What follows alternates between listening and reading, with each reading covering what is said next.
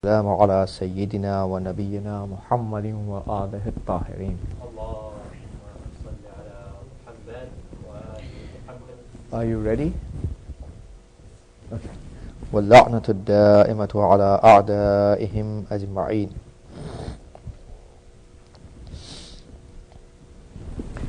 We were discussing the wajibat of Salat, and among the wajib things now is the turn for, we talked about ruku, and now is the turn for sujood.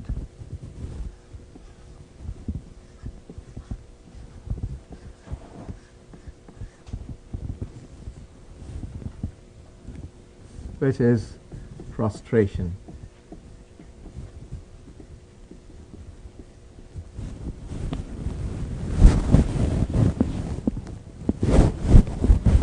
Actually, it is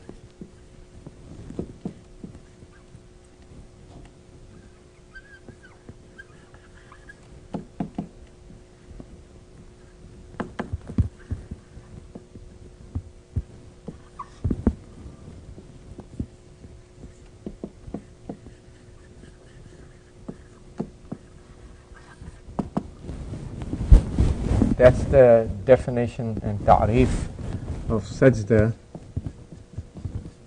is basically putting the head,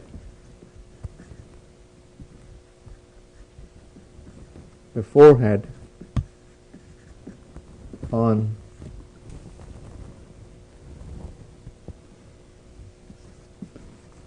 one of those things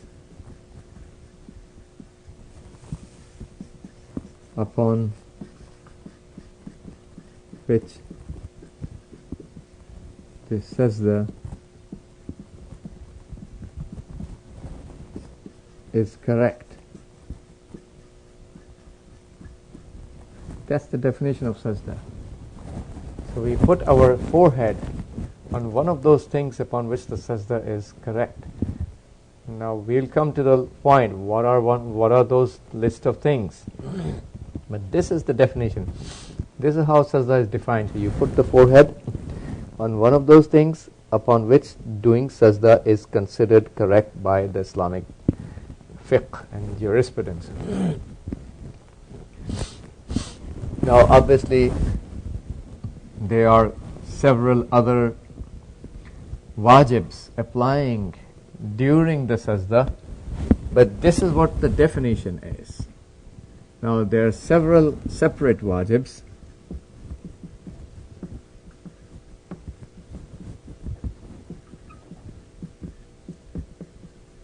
and separate wajibs are, for example, for instance,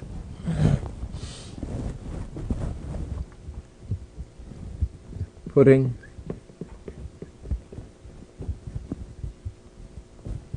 other 6 parts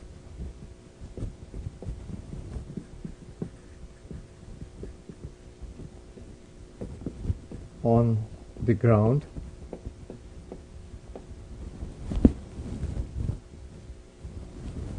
what are the other 6 parts, which is 2 palms, not the fingers. Fingers is not wajib. 2 palms, then 2 knees. Even the thumb is not wajib? Even the thumb is not mentioned to be wajib, the palms. The 2 knees and the 2 toes of feet. So these are the 6 parts of sajda that we need to separate wajib to put these on the ground. Likewise, there's another separate wajib, which is dhikr of the sajda.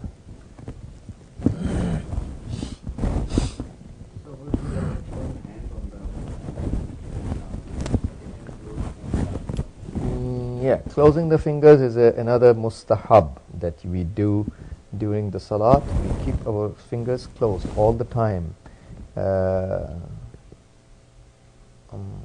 I don't recall any time where, probably in the ruku only, Alaikum Assalam, when the fingers, I did not read that it is mustahab to close the fingers during doing the ruku. I did not read that, but the rest of the times we put the hands like this over the thighs when in the qiyam. So in Allahu Akbar we also keep the fingers open, closed. During the sajda we also keep it closed. During the julus, between the two sajdas we sit, we also keep the fingers closed over our thighs.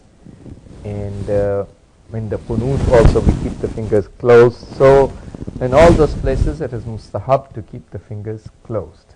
Even the thumbs, you should keep them closed? Yes. So Even the thumb, no, I won't say for the thumb, but for the fingers, yes, it is confirmed. For the thumb, in qunut it's different. In qunut we have to keep the thumb open. In the ruku, I did not read to keep even the fingers closed. And during the ruku, I did not read that it is mustahab during the ruku. In the sajda, again, what I read is keeping the fingers closed. I didn't remember reading about the thumb.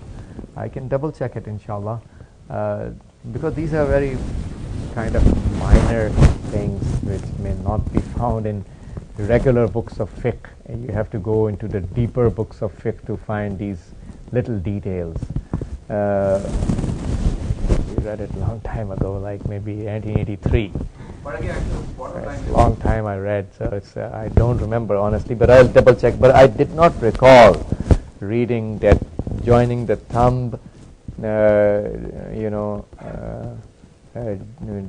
joining the thumb, we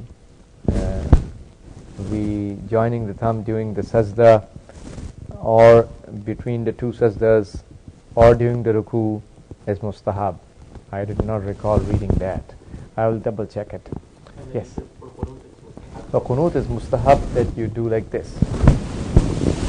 You open your hands in front of your face, facing towards the sama, the heaven, and thumbs are open, separated from the fingers.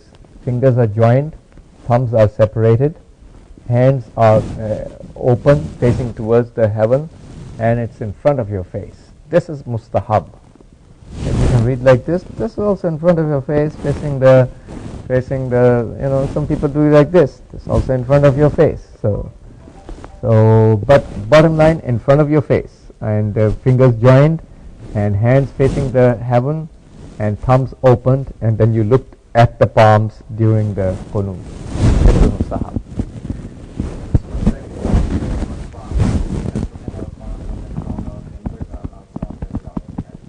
Yeah, that's okay to put the fingers.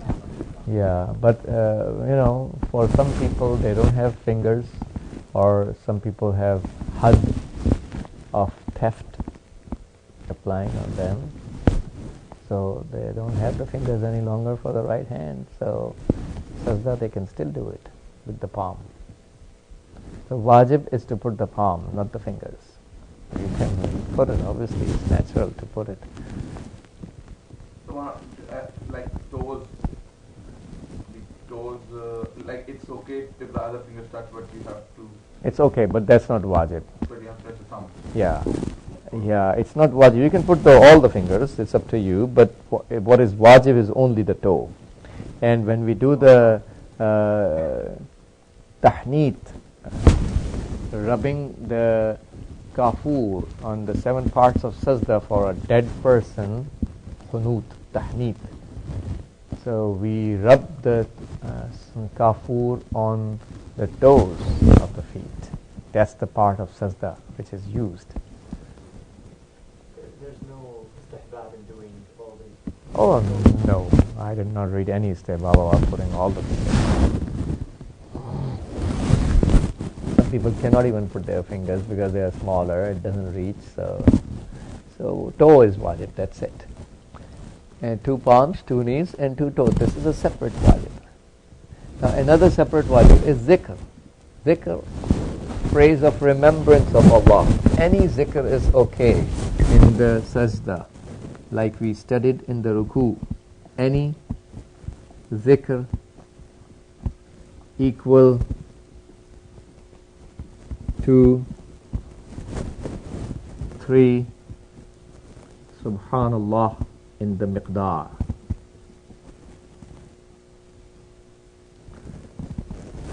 Three subhanallah, this is the miqdar and amount and length of 3 subhanallah. In this miqdar, you can say any zikr of Allah subhanahu wa ta'ala.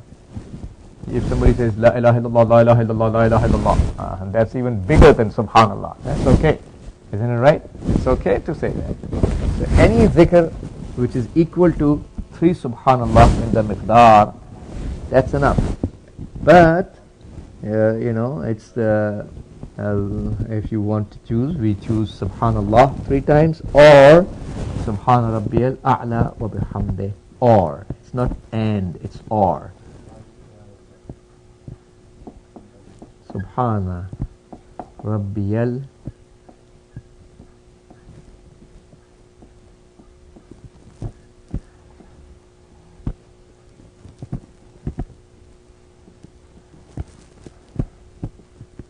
a'la wa bihamdih.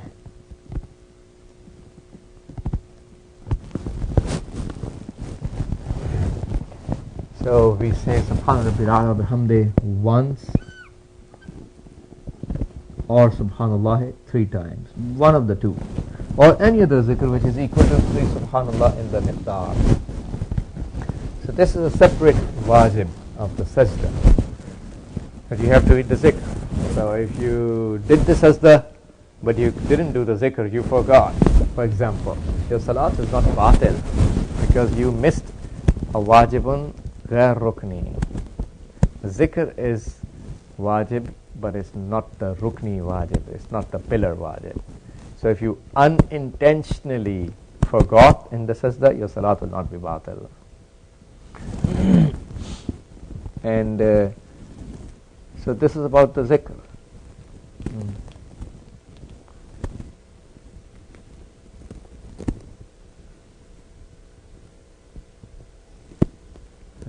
The riwayat tells us when this ayat of Quran was revealed, Sabbih isma rabbikal a'la. Rasulullah sallallahu alayhi wa alihi wasallam said, according to that narration, which I'm doing naql of madmoon riwayah, that ij'aluha fi sujudikum, put that in your sajda. So since that time, since the nuzul of that ayat, it has been put Subhana Rabbiyal A'la wa bihamdi after that. When the ayat Sabbih isma rabbikal A'la was revealed. So this is a little bit about the dhikr. Now the third separate wajib is